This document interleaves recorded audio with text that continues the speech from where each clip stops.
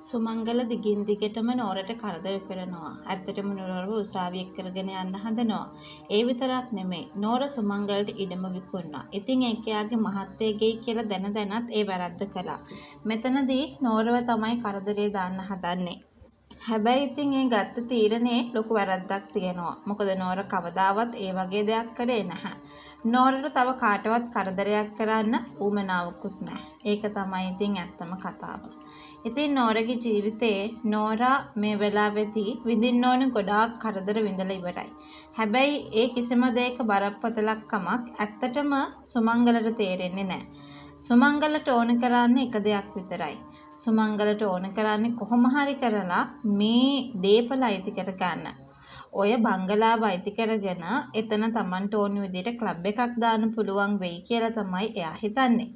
ඇත්තට මේ හිතන එකේ ලොකු වැරද්දක් තියෙනවා කියන ඒ කතාව ගැන අපි අද ඔයත් එක්ක කතා කරනවා. ඒක විශේෂයි කියලා අපිට මේ වෙලාවේදී මතක් කරන්න පුළුවන්කම ලැබෙනවා කියන ඒ කතාව ගැන තමයි.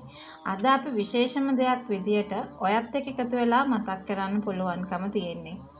අවංකවම තව දෙයක් අපිට මේ වෙලාවේ කතා කරන්න අවස්ථාවක් ලැබෙනවා. ඒ කියන්නේ ඔයා විශ්වාස කරන්න.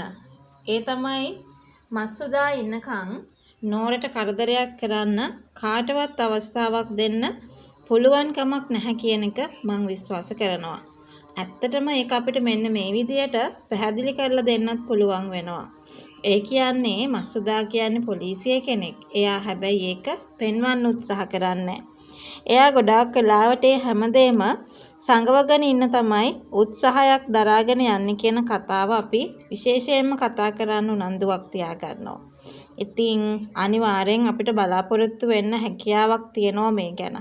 ඒක අපි විශේෂයෙන්ම මෙතනදී කතා කරන්නත් ඕනයි කියන කතාව ගැන විතරක් මම මතක් කරන්න ඕනේ.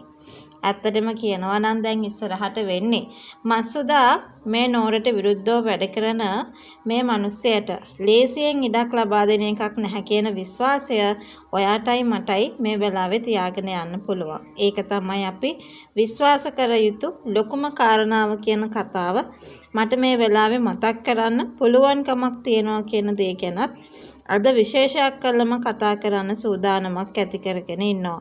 මේ විශ්වාසය ගැන අපි මේ වෙලාවේ කතා කරනවා. ඇත්තම කියනවා නම් නෝර වුණත් ඉදිරියට සුමංගලට බනින්න පුළුවන්. මම වැරද්දක් නොකර මාව වැරදි දේවල් වලට පොළඹවන්න උත්සාහ කරන්න එපා. අනිත් එක තමයි මගේ දේපල මම කාටවත් දෙන්න හිතන්නේවත් නැහැ කියන කතාව. මෙතනදිත් මතක් කරගන්න තියෙන ලොකුම කාරණාවක් විදියට මතක් කරાવી. ඒකයි අපි විශේෂයෙන්ම මේ වෙලාවේ කතා කරන්නට තියෙන්නේ ඒ ඉඩ ගැන අපිට මේ වෙලාවේ කතා කරන්න පුළුවන් කමක් ලැබිලා තියෙනවා.